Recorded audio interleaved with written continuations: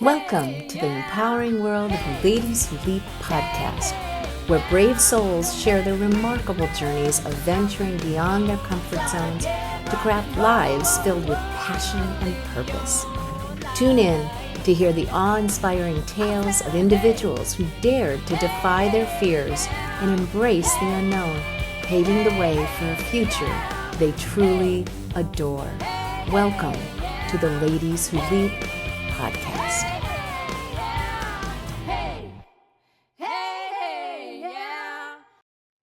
Hi, welcome to the Ladies Who Leap podcast. So glad you're here. Today, I am welcoming Kelly Lynn Adams. She's an award-winning business and life coach, brand and business growth strategist. Kelly Lynn is an award-winning certified trauma-informed business and life coach to entrepreneurs, executives, athletes, and leaders in the entertainment industries. She is an international sought-out speaker, mental health advocate, and creator of the Perfectly Imperfect podcast listened to globally. Kelly Lynn is also the founder of the Inner Circle community, which helps women to create thriving businesses and lives. Her mission is to lead with love, call out your blind spots, remember and fully embody your personal power, raise your income, impact, and influence through mindset and embodiment training, and mastering inner freedom and peace. She helps people to redefine success through shifting and reprogramming their identity, increasing their confidence, stepping into their power, and supersizing their self-love, something I'm near and dear to. She is trained in and uses different modalities and methodologies within her coaching, including neuroscience, NLP, IFS, emotional intelligence, somatics, and cognitive behavioral techniques. She uses science and spirituality with a concentration on masculine and feminine dynamics. Very interesting bio, Kelly Lynn. Welcome to the Ladies Who Leap podcast. Thank you, Lisa, for having me. I'm so glad to be here. Yeah, I'm great to just love having you here. So I like to start with, I guess, childhood. So was there something or someone that influenced you in your younger years and helped shape your focus in providing business and life coaching to others? It was actually a combination of things. I don't think it was just one person. I remember when I was as young as maybe 5 years old, I would actually set up animals on my couch and like teach them and speak, but I didn't want to be a teacher. So I was just like very, oh, this is how you should be. And then just throughout my schooling, I was very curious about people. And I always wanted to go to school for psychology, but I'm like, can I really make money at that?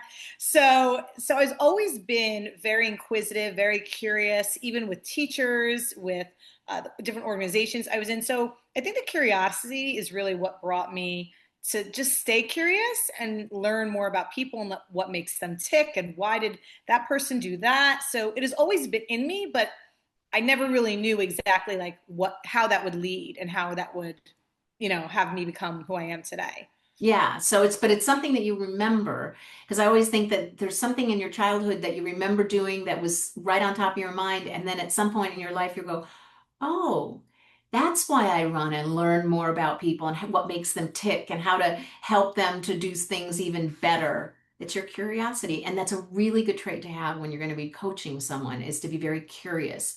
It means you're going to listen to what they have to say and let them discover things that you're helping them to discover, right? That's where curiosity Exactly. comes in. Yeah. Yes.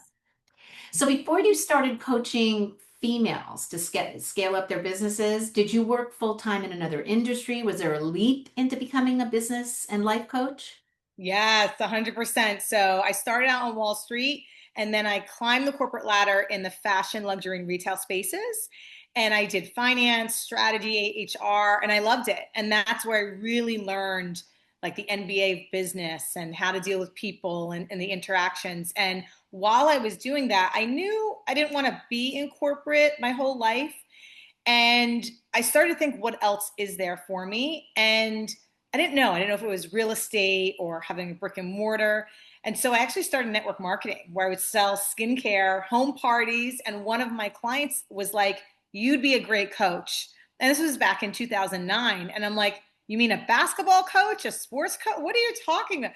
Because I didn't really, coaching wasn't well known. It was popular, but it wasn't as popular as it is today. So I was like, what is that? She's like, you're doing business and life coaching when you're training us in the network marketing company. And mind you, I was still climbing the corporate ladder this whole time. So went to school, got certified as a coach, and I was like, this is it. I want to help people in this way. I did not have a niche. And I literally started before I got the certificate or got certified. And I was like, I'm going to coach 50 friends and family. And I sent out an email, blind copied them all. And I said, this is what I'm doing. I'm starting a coaching business and I have 50 spaces for free. And halfway through, I was like, I need to be charging for this. What am I doing? But I finished it. And that's how I got my first couple of clients and really started the practice. And I started speaking at like women's events and just to get it going. And that was all like during my corporate career. And so that's how I got started. And then when I took the leap, so at one company, I was working so much and my coaching business was taking off and it was very demanding at work because I was, supporting C-suite executives. It wasn't just a typical 9 to 5, it was a career. So I was like, okay. So I was working all the time and my body was starting to shut down. I wasn't listening. It was a lot of trauma responses like, oh, they need me more. I'm getting more recognized. They love what I do. I was seeking validation within the love, the approval, all of that. So I kept on working really hard. And I loved the job. I loved every single position I had. And so my body started to shut down. I actually was hospitalized for 2 months. I needed to recover and I couldn't go back into work. My body was shutting down. I developed chronic illness. Like all of this stuff was starting to happen. And I was like, oh my gosh, I'm coaching people around, self-love and all these things. And meanwhile, I'm in the hospital, really having to deal with what I put myself through. So I was like, you know what? I got to decide. So I made a decision and it didn't happen like right like that. It was really like a life altering moment. And I really said, Kelly, it's either now or soon or never. Like, what are you doing? It took me years to make the leap because I was always like comparing myself to my friends who were like all full-time entrepreneurs for years. And I was like the last one. And I wouldn't trade it now looking back for anything. So I made the decision, I took the leap and went full time into my business. And it's like, what's the worst that could happen? And I remember the minute when I made that decision, I looked at myself in the mirror and I was like, if I am in a position in corporate from a year from now, I'm going to poke my eyes out. And then that's when something snapped, even though I've always had that question to me, just something snapped and I was like, I'm doing it. It's now or never, Kelly. And that's when I decided to take the leap. So you learned the ultimate lesson that your work can actually affect your body. Oh, yeah. Connection is so strong. I mean, I went through my own version of that, but it is such an important lesson. And it's a lesson that you can use with your clients now because you've actually lived it. You got to that point. It's interesting. You were saying like you were the last entrepreneur of all of your friends. So all your friends were doing this and being their own boss and doing it. So you had at least examples of people right then and there in front of you that were doing it. So that had to have been a great motivator, I would think, and inspiration.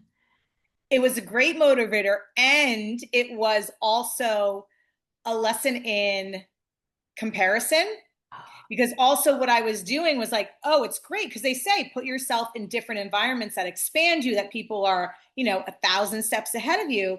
And at the same time, I was also beating myself up to be like, what's wrong with me? Why am I not there yet? Why isn't this happening fast enough? So again, there's always a gift and an opportunity in everything.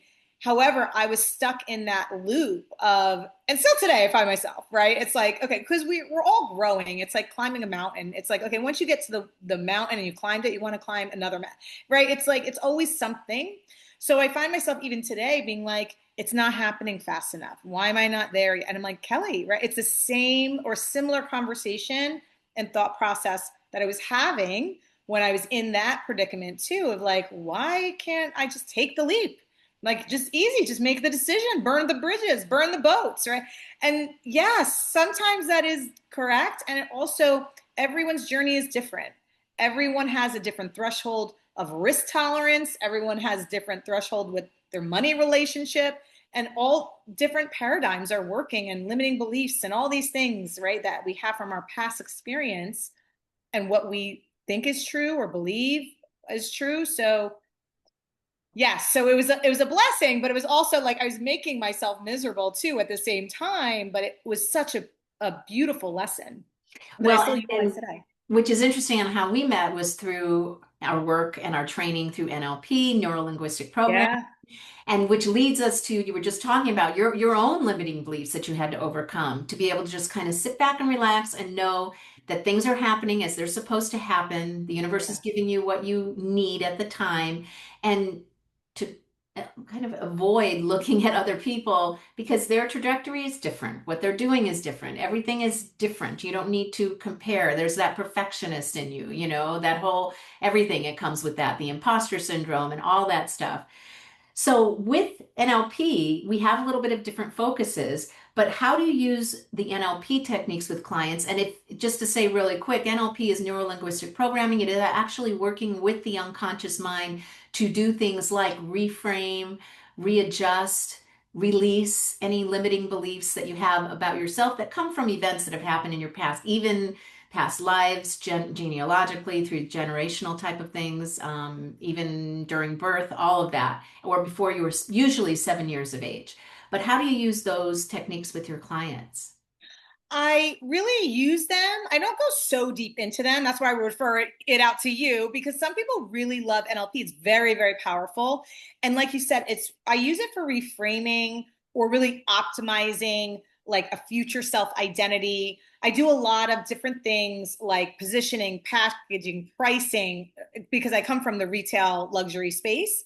So I have these like luxury secrets that we do in my world, especially for female founders. And what I find is they sometimes have a block, right, around pricing, increasing their pricing, or around their optimal, best case scenario. Like they can see it, but can they feel it in their body? So I'll do some NLP techniques around that, like around identity shifting. But then if they want to get more deeper into NLP, I do refer out, because that's not my specialty. Like I do some of these modalities to introduce the different methodologies, and there's so many of them.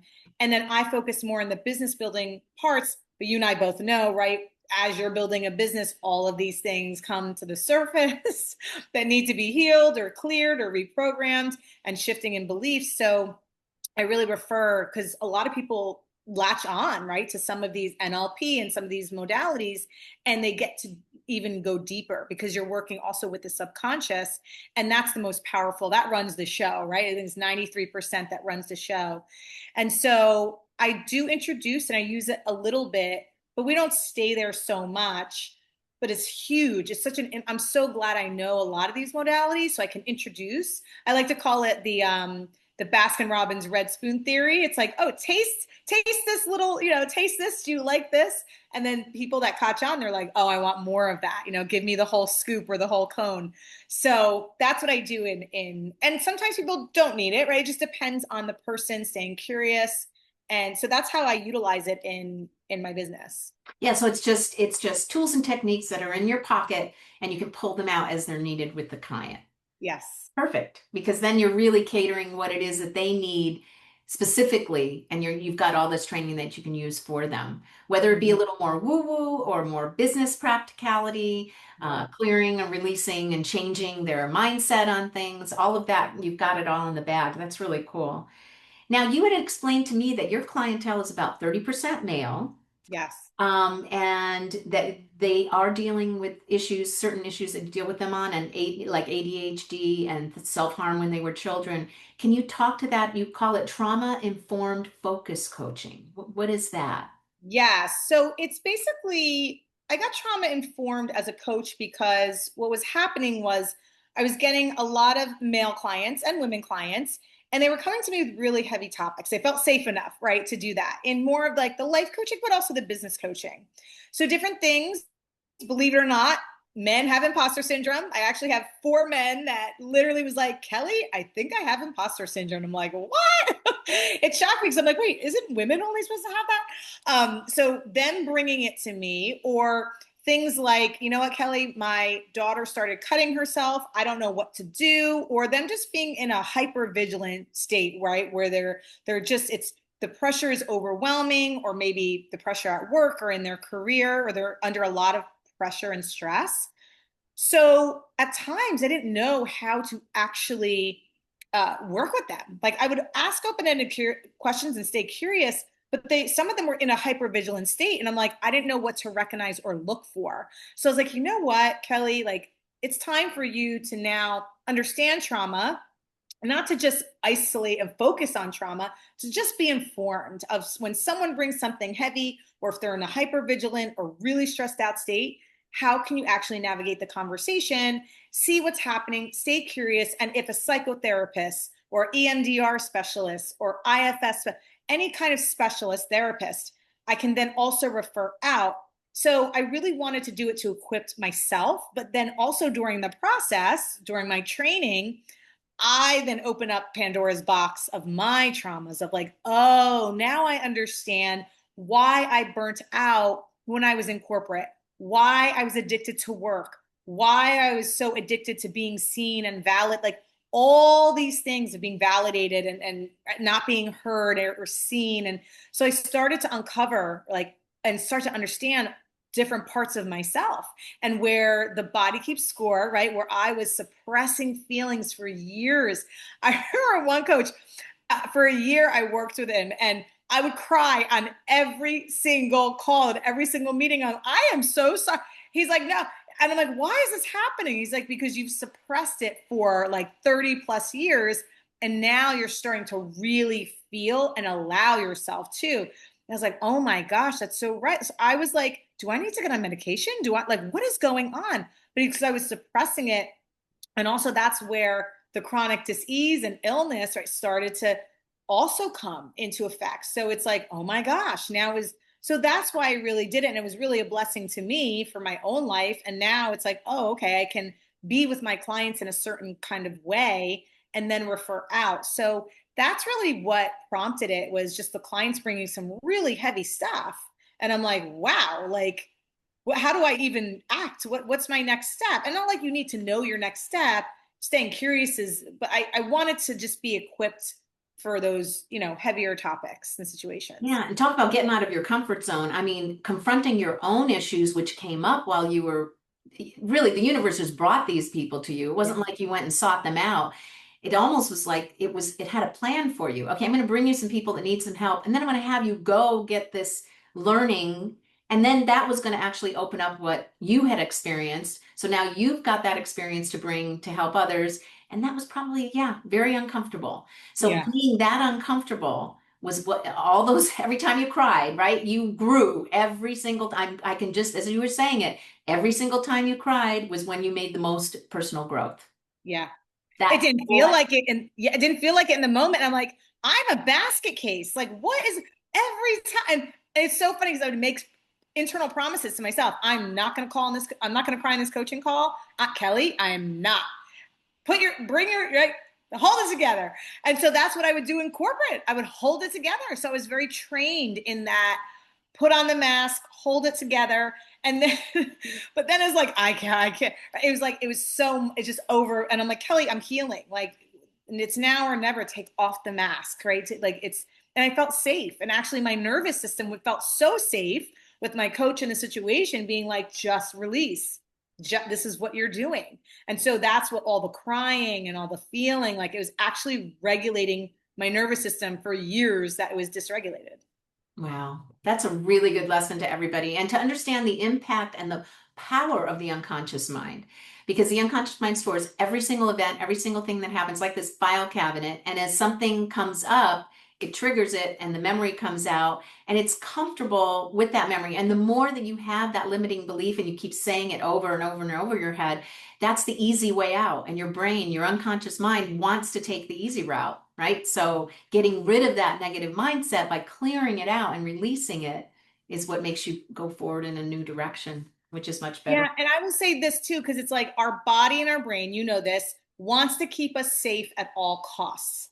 So when we do something different, uncomfortable, it actually it's like a threat. It's like, oh, the bear is coming to attack us. It's like, actually, no, because that's how a body brain, right, responds. Right. So anytime we're doing something outside our comfort zone or not comfortable, or it's like, no, like body brain wants to keep us safe because it's a protection mechanism. So that's why, like, if you're crying all the time, like sometimes that is actually a good thing. Not at all, it depends on the situation, but really, and I always like to challenge myself doing something uncomfortable every single day, whether that's sending an email out to somebody that I'm like, oh, they're more quote unquote successful than I am, or if it's, doing a speaking event in front of a room full of people that, again, right, anything that's uncomfortable, or it could even just be small things. One of my coaches had me, dance in a park and videotape myself acting like a crazy woman for 5 days straight. And I'm like, I am not, what if I get arrested? Right. And I did it, right, to really expand my capacity of like, how uncomfortable can I get? Because I don't want people judging or seeing me in a certain light. So yes, I would just say to tell people is, experiment with something uncomfortable. If it's not once a day, do it once a week. And it's kind of like if you were afraid of heights and you went bungee jumping. After you go bungee jumping, you're like, yeah, I might be still afraid of heights, but I could probably do it again. I probably don't want to do it again, but you've expanded your capacity to say, I did it. I didn't die. All is okay.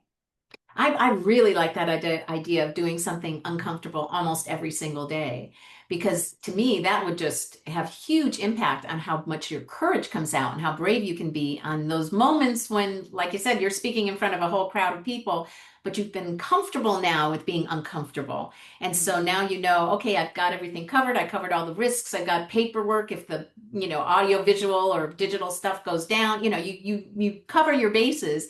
And then you think, okay, and if I make a mistake, just laugh about it. Just go Yeah. move on, and your vulnerability in front of people will make them trust you even more. So, Yeah. and listen to what you have to say. If you feel stuck in doubt, fear, or low confidence, there's a way forward. I'm Lisa Andria, Emotional Transformation Specialist with Ladies Who Leap Coaching. I can guide you to clear the emotional patterns holding you back so you can trust yourself again, feel confident in relationships, and step into a life of clarity and purpose. Visit ladieswholeap.com and click on the Let's Connect button to start your leap journey today. Let's get back to the show. Ask what would be the cost if you didn't pursue your calling to help others and share your own journey with them. If you didn't have the courage to do that, what would have been the cost in your life, do you think? Oh my gosh. Yeah, not being of service to people in my zone of genius, really, right? So and that's the thing. There's always going to be fear, and the courage that you get to like step into even when you're not ready.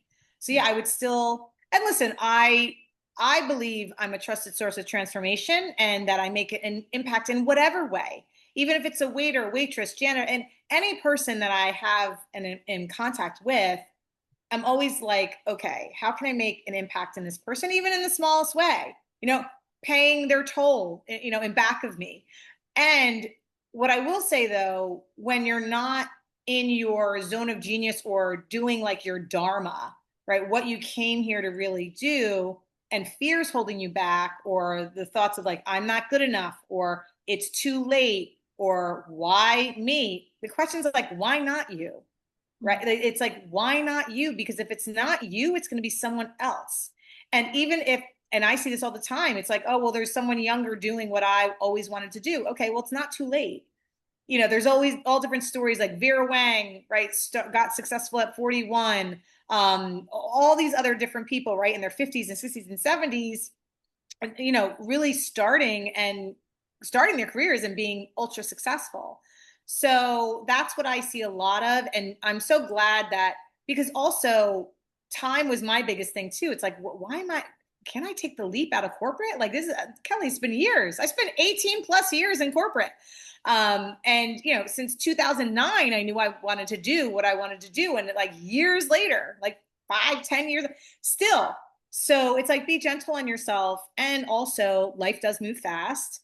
And again, and you can do your dharma and things on the side, right? That's what I did for years. But if you don't want to, you don't have to.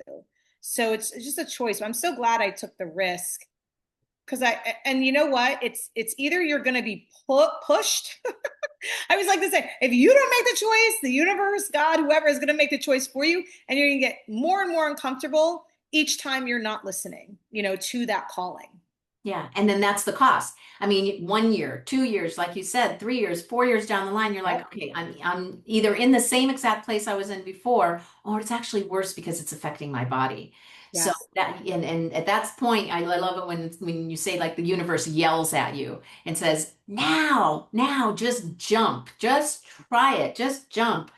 And you do a lot of speaking engagements you spoke about earlier. So what do you focus on when you're speaking and sharing with audiences? Yeah. So right now I'm focused on stress management, obviously, because of this story I have and I lead with. And then also with confidence, like confidence and executive presence, because also I was very shy growing up. I actually had a speech impediment growing up. And I was very shy. Believe it or not, I wouldn't speak up. I wouldn't. And people were like, what is wrong with her? And so confidence is really near and dear to my heart, as well as executive presence, because I really leaned into, because I had these, different positions where I was speaking to leadership and board members and all of these people that, I mean, talk about you feel like you're being judged or you got to put on a show. How do you, speak to them, and not even speak? How do you carry yourself? How's your embodiment? What are you saying? What are you not saying? Body language. So not an expert in any of those, but just more of like executive presence and confidence. So those are really the two main topics I've been speaking on. Different companies and organizations want me to do speeches on like how to deal with the opposite sex, right? In meetings, like all different things. So yeah, I have a whole list of things I have spoken on, but I would say those are my two main topics: the stress management, confidence, executive presence. I like that. Executive presence, especially with women, because I think a lot of us work in a very male-dominated industry. There are a lot of them, and we have to we think that we have to anyway, alter how we speak, our body language, cutting all of our sentences down shorter. I remember I learned when I was in corporate America to shorten what I say, get right to the point. I remember one of the executives, a guy said, no, you need to just get right to the point. So ever since then, everything was just like very succinct. I Yep. was like, okay, I have to know who my audience is and speak to them properly so that they'll hear me. Can you give us an example of like a female in particular business owner and how you helped her take her business to another level? Yes. So this woman came to me. She was already successful. She was already making 30K a month, Wow. very successful. And so she already had things in place. And that's usually who I attract. I also attract the women that are just, starting at 3 years into business or higher. And so she was already successful. She was coming up with these blocks though, because she had her product suite, she had everything, right? Her pricing, identity, right? And she had to be some kind of confidence. She had a team in place, but she really wanted to optimize herself and say, okay, I really, and because had been at that point for maybe about like 4 years. Yeah, I think it was 4 years. And so she's like, Kelly, I want to literally like triple or double that. So after we finished working together, she landed at 50K cash months. So what we did is we just tweaked like, and we streamlined because she was doing a lot of it. She didn't have the right people in place as well. Her team wasn't, it was great, but it wasn't optimizing. Like she was still getting in the weeds of her business, and that was slowing her down. Also, that also is wrapped into your identity and self-concept. Like, why do you feel the need to like not let go of control? So we worked on that, and then we also worked on streamlining her offers. Whereas like it wasn't so, because she had like a customized, like everything was customized and bespoke and da da da, where she really could like digitize some offerings and have mid and higher ticket without like so much hands on. So we just made a couple of those tweaks, and then also like building her team a little bit more out, and that was really it. And it was really a, what I like to say is like streamlining and simplifying, but also like for women, like leaning back and like building it out, right? So it's, a lot of women feel that they have to do it all and be it all, because we can. We can be multitaskers. We can do all the things. We can raise babies, build businesses, write books, all at the same time, build movements. We can do it all.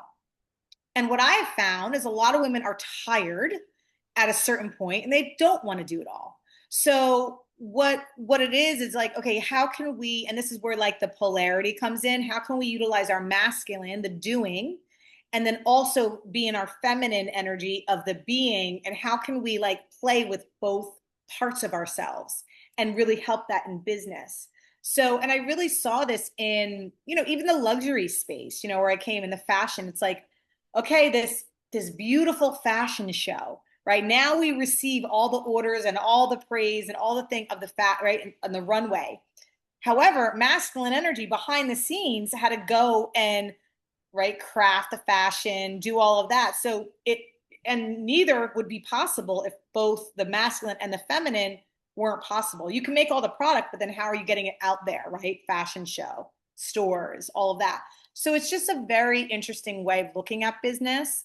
And especially for women, like charging what they want to charge and what they get to charge at a certain, because if they want to be at a certain level or they want to be experiencing something, then your pricing gets to reflect that. And so, and being unapologetic about how much you're charging and why you're charging. And I always like to say, pricing is not transactional, it's transformational. Because even if you're in a transactional business, it's always bringing some sort of transformation. So, for example, let's take Amazon. Amazon's very, transactional. You buy something often. However, that thing that you buy, whatever, it's going to transform your life in some sort of way, right? So what is the real cost or the real ROI, return on investment of, right, investing in something that is transformational? So I always like to lead with that, because a lot of people think it's like, oh, just the transactions, just the transactions. Like, yeah, but if we think about it deeper, it's really impacting your life in some sort of way, and it's transformational. Really good stuff. I mean, I think about the fact that there's only so many hours in a day. So what you're doing is taking whatever they're doing and expanding on it or changing it or taking away their day-to-day activity that they can actually hand off to someone else and let that control go, where it can be done without them having to add more hours in their day, because it would be nice for them to take time to themselves, do some self-care, spend time with family or children if you have it, give yourself that more balance in your life so that physically you're okay, and you actually end up making more money and doing better in your business when you even do the self-care and you allow the release of control and things like that. Yeah, and it's as simple as like we can get into the AI conversation, right? Because AI is going to help you. It's all the AI that is out there now. And then also, even just the systems, right? Of like, what days are your rest days? What days, right? Like, even just having like systemized practices for yourself that can really, right? Just simplify things. And some people are like, oh, I don't know AI. Okay, learn it or have someone learn it for you or whatever. And then also, like, what is your day to day? Like, how can you structure and simplify your day? And there's a great tool and technique that I have my clients do. It's like, okay, put out like what do you do in a day? What is income producing and what's non-income producing? And not like you have to always do income producing activities. And there gets to be some sort of trade-off, right? And every season's different. Maybe it is you want to hit a certain amount of income in a certain amount of time, but maybe it's like, okay, well, maybe this is my rest season. I live in New York City, right? Or right outside New York City. And it's like, there's seasons here. I know there's not seasons everywhere, but there's seasons here of like, it's winter, fall, summer, spring. So it's like different seasons are going to require different things of you and your business. Yeah. And your personal life, When Yeah. you're saying that, I've just had heard someone else, another coach say, yeah, I am unapologetic that in the summertime I lower how much time I work. Completely unselfish. That's just what I do to be able to recharge and come back even stronger. And she knows and is trusting that her business and her clients and everybody that she helps are okay with that, because she's not taking herself out completely, but she's just lowering the amount of hours, taking more time off, and it's what she does for herself every year during a certain month, and that's what she's doing. And great, no apologies for that. Yeah, and listen, some people take their whole birthday month or what, right? It's and it's also what season in life you are, right? Some people are like, no, I want to work, I want to write the book, I want to, awesome, right? And some people I know double down in the summer because they're like, they just feel, it's kind of like that psychology of, oh, it's raining and I feel really good about working when it's raining because I don't feel like I'm missing anything. Some people like to do that in the summer where they're like, I'm going to double down in the summer and I'm going to work. But then some people take, the whole summer off. It really just depends. And that's why it's so personal. There's no cookie cutter to this. It is so personalized to you, what your goals are, how you feel, not to stress yourself out. But I like what you said, unapologetic. You make a decision and you make it and not let the mind stuff, the mind chatter, because it's kind of like, you know what I used to do, Lisa? I used to be like, I'm going to go do self-care and get a massage. Guess what? I went and got a massage. And through that whole massage, I'm thinking about my to-do list, the things I had to do after the massage. So guess how relaxing that massage was? Not at all. My body was getting it, but my brain was like, right? So it's like, okay, but I didn't really make the full decision that today is a self-care day, or those 2 hours or 3 hours are going to be self-care, because it can happen in the smallest moments. It's not this, oh, take the summer off or the month off. It's like when you make a decision, really make that decision and literally turn your brain off, turn the phone off, turn all of that off, because that's what we tend to forget. It's like, oh yeah, I made the decision and it's still nagging, and like I'm still getting a massage, someone's rubbing my body, and I'm doing checklists off of my mind, but it's still mind body connection. So my body, yes, did it get a massage, but I'm still stressed out, right? And that's when breathing techniques, Yeah. meditation, start. If you're going to go in and get a massage, take your brain down a couple notches and take some good deep inner and out breaths and just really imagine yourself being in that place where there's just no work, or it's just like almost like nothingness, right? And just get to that spot and then walk in and go, okay, now I'm ready for some self-care and to really relax, because that is so important for us, especially women, in what we do. And because we usually are doing 3 or 4 things at once in our lives. And those parts of those things are taking care of other people. So lastly, unless you have anything else you'd love to share with us as far as any tips on how to avoid stress taking over your body, maybe if there's a couple tips that you have on that. I've mentioned Yeah. a couple things of like breathing techniques, but I'm sure you have other things that you tell people. Let's share that before I get to your favorite quote, mantra, or positive affirmation. Yeah. It's like, do I trust myself? How do I know I trust myself? Where am I? Can I use discernment? It's a constant, right? Even with the news, right? What are they feeding us? Even on social media, all that stuff, like coming back to self. So with the self stress and all of that, like there's different techniques, like you said, you in meditation, breathing, it's just getting back into your body, quite frankly, right? Even if you get outside for 2 minutes, if it's raining, if it like getting outside in nature is one of the most healing things. And listen, my dad used to take me camping when I was younger, and I hate camping. I will never go camping. If my husband likes to camp, that's a deal breaker. Sorry. I will be in a hotel.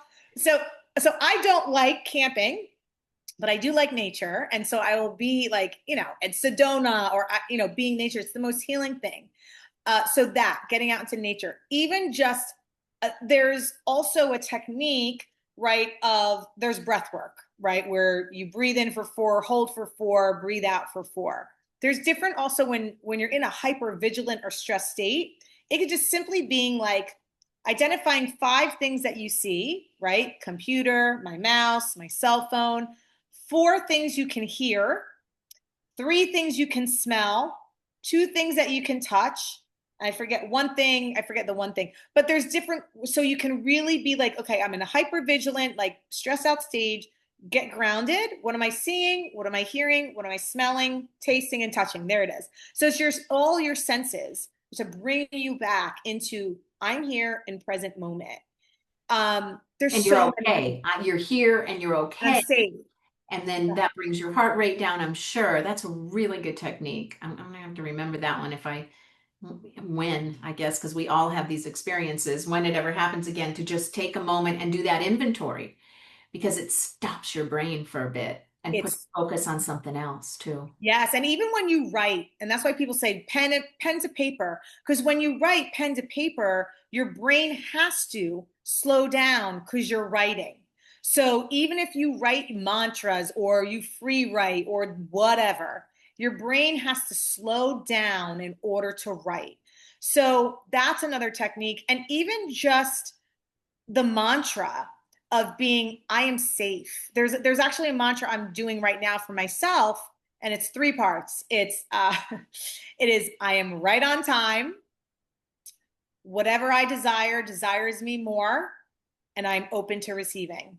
So the I am right on time, right? That stops the I'm behind, I'm too late, all that stuff. So even saying those mantras, or even like I am safe right now in this moment, and touching your body, right? Even touching your body, the touch, or like and there's the vagus nerve. There's all the different things you can do with trauma informed, and all different pressure points. There's EFT tapping, emotional freedom technique tapping, where it's just pressure points on your face and your upper body, lymphatic drainage. Like anytime you're like with yourself, with your body, and just like tuning into your senses, that's going to help you, right? Even to just reduce stress, even if it's not all the way down. I always like to say 1% better, 2% better, because that's all that's really required, or stopping the scroll, like whatever that is, because we don't realize it's everything's so, and now with AI, fast, fast, fast, fast, fast.